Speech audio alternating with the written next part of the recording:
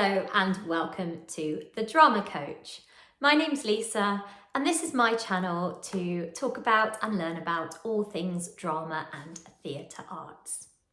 So in today's video, I'm talking through the knowledge section of some LAMDA acting exams. This video is going to cover grades 1 to 5 and then I'll do the medals 6, 7 and 8 in a separate video. So, my students are always told about the knowledge section. They're also expected to write their answers and learn their answers and be flexible in an exam and give a little bit extra to their examiner about their character. But for each level, there are 3 specific bullet points that you need to be able to answer. So this is from the current specification at the time of creating this video. So this LAMDA exam specification started in 2019 and is currently running at the moment. Now, you may be performing monologues, duologues, or a combination of both. You might be going in doing 2 monologues, pieces on your own, or 2 duologues, 2 pieces with a partner, or you might be doing a combined exam. So in your monologues, you will have chosen a LAMDA set piece and a piece from anywhere else, probably with your teacher's help. So you'll be doing a set piece from the LAMDA specification and your own choice from somewhere else for the monologues, the same for the duologues. And then if you're doing a combined entry, you'll be doing 1 monologue and 1 duologue, and it's up to you and your teacher whether the monologue or the duologue comes from the LAMDA specification, and then the other one is your free choice. Hopefully you know this already. I also have courses available on delivering a theatrical monologue and delivering a theatrical duologue, and I'll pop links for those in the description below. So let's get to it. Grade 1 for your acting exam, 3 bullet points. The first one, you will need to know the appearance of your characters. So this is for both pieces, always for both pieces. Know the appearance of your character. What do they look like? What are they wearing? How do they hold themselves? Again, for both characters, you need to be able to explain to the examiner what your character looks or appears like. Second bullet point, you will need to know how each of your characters are feeling. Okay, so think about that for a moment. What's happening to your character?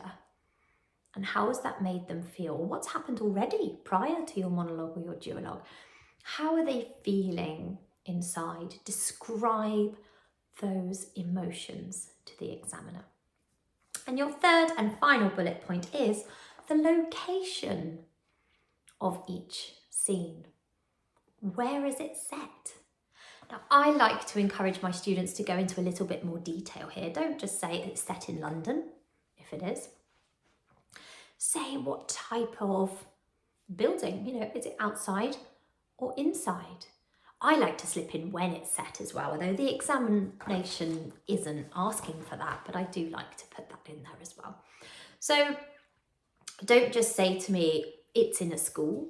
You can say it's in a school in a city, London, in England. You can branch it out a little bit. Perhaps yours is a fantasy piece and you need to say the name of the created town, city, planet, universe. Just make sure you do your research, know how to pronounce the names of the places, and just be ready to expand a little bit. Don't be obvious and just say where it's set. Branch that out a little bit. Or you could do the reverse, couldn't you? It's set in London, in an inner city school, whatever. So you could start small and expand, or start, I think it might sound a little crazy if you start with it's set in the universe and then bring it down. Perhaps, start small and bring it out. So that's the 3 bullet points for grade 1. The appearance of your character, how they're feeling in each scene, and the location of each scene. Again, I would write it down and memorize this. You don't want to sound like a robot. Make sure it's a conversation, but make sure it's in your brain before you step in the examination room. And I had a question recently about when your examiner will ask you this question. Usually, and for all of my students over the last 6 years, certainly, they've been asked those questions at the end of the exam. They've performed both pieces and then been asked those questions at the end. But be prepared. Who knows? Maybe you will be questioned in the middle. Don't let that fool you. If you're prepared and you know what you're going to do in your exam, you will be absolutely fine. So let's move on to grade 2. Grade 2 questions. Again, there are 3 bullet point questions here. The first is how the characters are feeling in this scene. Sounding familiar? Yes, we did that in grade 1. So you need to do it again for your grade 2 pieces. How do your characters feel? But that's the first bullet point this time. Second bullet point, location of the scene. Talked about location for grade 1. Tell us exactly, specifically where it is. Maybe even give a little bit of detail about what that place is like. What is happening in each scene? You just need to describe the action, what's happening. Maybe you want to give a little bit of context as to where the characters just come from or planning to go afterwards because of what's happening in this scene. Who are they talking to? Why are they talking to them? What's going on here? This is really important then, that if your piece comes from a play as a whole, you've read, excuse me, or seen that play. Don't just rely on making up what's happening in the scene. Go and do your research. And I do talk about that quite a lot in my preparing monologues and duologues courses, but it's important. Go and find out. If your piece isn't from a play as a whole, then you do get a little bit of license to make things up, but you might want to do a bit of research on the era of the piece, or, a little bit more about that type of character so that you can make an informed decision there. So that was bullet point 2, the location of the scene. And bullet point 3, what is happening in the scene? So you've got the feelings of the characters, the location of the scene, and what is happening in each scene. That was for grade 2, so you need to be ready to explain all of that. Grade 3 then, moving on to grade 3. Here we go. Still 3 bullet points, but a little bit more detail here. Oh, I stand corrected. 4 bullet points for grade 3. I hadn't quite turned my page properly. Gosh, that's good. I always refer back to this. It's a lot of knowledge to hold in your heads permanently, always. The same goes for any exam. Read the question, always. So there are 4 bullet points for grade 3. The first, the location of the scene. The second, what is happening in the scene. The third, sounding familiar, how the character is feeling. So you've done all of that before in grade 1 and in grade 2. Make sure you do it for your grade 3 pieces. The fourth, and this is different and new, the mood of each scene. So you've told the examiner what's happening. Now describe the mood. How does it feel? Perhaps there are other characters involved in the scene that the audience don't see, imaginary characters for you. Perhaps they're bringing something to the mood of the scene. Perhaps this is tense or scary. Perhaps it's fun. Perhaps you are persuading somebody, or perhaps your character is afraid. Really go and look at that scene and think about the mood. If you're stuck, talk to others about the mood of the scene. Read it with each other and discuss, how does this scene feel? Okay, so moving on then to grade 4. A few more pages. Here we go. Back to 3 bullet points, but more detail here. So, how are the characters feeling in each scene? And What are they trying to achieve? So I like to think of this as the character's objective. That comes later in the LAMDA exams, but it's good to start thinking now about an objective. What are the characters trying to achieve? Why are they doing what they are doing in the scene? So that's bullet point 1. Number 2, reasons. I love this one. This really gets students thinking and doing. Reasons for the physical characterization in response to each text and to each of the characters' situations.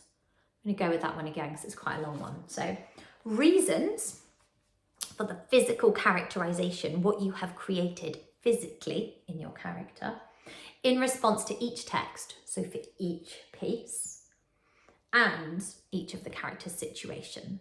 So if I'm in a particularly tense, my character's in a particularly tense situation, I'm going to characterize myself smaller in my posture, my gesture. Perhaps I'm going to make myself bigger because it is tense and I need to feel that I'm present here and I'm trying to be brave. Who knows? Whatever you've created physically, you need to be able to explain to your examiner why you've done that, because in my piece, it's particularly tense and I'm trying to be brave, whatever it might be. So that was point 2, physical characterization. Number 3, the working stage areas. Now I've got a really simple couple of videos on this and I will pop those in a link below as well. This is your stage left, stage right, upstage, downstage compass. So it's really simple. It's from the actor's point of view, okay? Not the director or the audience's point of view. So as you are standing in your stage space, stage right is your right. Stage left is your left. Then I want you to imagine that you're on a slope. Upstage is behind you as you go up the hill. They used to do this in Shakespearean stage. Actually, there's a lot of West End stages that still slope so that you can see all of the actors. So that's upstage behind you and downstage is forwards towards your audience. So you've got left and right is just your left and right, up is behind you and down is in front. And then you need to play around with that a little bit like a compass. So if I, for example, was walking down here, though I don't want to confuse you on a video, if I was walking down here for me, so that's my right. So that would be downstage right, that direction. That would be downstage left, upstage right, upstage left. But practice doing it from your point of view and watch the videos that I will drop below. Have a little look at those because I'll go into more detail there. So you need to know those working stage areas. That's your final bullet point. Now your examiner might simply ask you to point stage left. Okay, just point to your left. They may ask you to walk. They may ask you to place a chair downstage right. Or they might perhaps ask you to describe where you went in that stage area. Oh, you know, when you walked over here, how would you describe that in the working stage areas? Well, I was going down stage left. So just be prepared for that. I don't think they'll be that mean. But be prepared. Make sure you really know your stage directions or your stage compass. And that's the third bullet point for grade 4. So you had how the characters are feeling and what they're trying to achieve. That's almost 2 things in one bullet point, isn't it? The reason for their physical characterization and how they respond to their situation, and then the working stage areas. So finally, in the non-medal grades, we've got grade 5. Let's talk through these 3 bullet points. So number 1, how the characters are feeling and how they react to the situation. So you need to tell the examiner how they feel. Again, this is for both pieces. Always be ready for both pieces. They should ask you about both. How they feel and how they're reacting to the situation. There must be a situation, there must be something happening. They are on stage talking and doing. What is it? How are they reacting to it? Are they happy about this? Upset, angry, excited, nervous? Be ready to explain that. So that's bullet point 1. Number 2, the reasons for the physical characterization in response to each text, and that's each character situation. So what are you doing physically on stage? How have you characterized your character in response to the text? Well, the text tells me I'm robbing a house, so I creep into the house and duck in the window, for example. So you know your text. Again, do the research outside of that monologue or duologue. If it's from a whole piece, go read it, watch it, find out what your character's doing and why. And that will make it much easier to answer that second bullet point about what you're doing physically in relation to the situation the character is in. Then the third and final bullet point for grade 5 is the reasons for your chosen staging, using the technical terminology. So the terminology that we just learnt for the previous grade, for grade 4, your upstage, downstage, etc., you need to use that here. Oh, well, when I walk downstage right, it's to show that I'm unimpressed with Gertrude and I'm walking away from her. I'm turning my back and I'm walking away as far as I can. When I come centre stage, it's to address the audience and tell them how I feel. So be ready to use that stage compass in your explanation of where you physically go on the stage, or where you've placed your table or your chair or whatever it may be on your stage space. Whew. So I hope that's helped a little with the questions. So as I said, there are 3, occasionally 4 questions in each of those grades. You've got grade 1 through to 5. You'll be doing one at a time, so don't worry. That's quite a lot to take in one video. Feel free to skip through to the part you might need. So as I said, I'll pop some links below that might help you with some of these things. And I really, really hope your exam goes well. And if you're getting to the medal grades, the 6, 7 and 8, I'll post the link for that as well. I shall record a video that explains, it's going to be in a bit more detail, the questions for the medal grade LAMDAs. So if this has been useful to you, great. I'd really appreciate a like and a subscribe. Or if you want more information or you have a question about this, pop it in the comments below and I will answer it for you.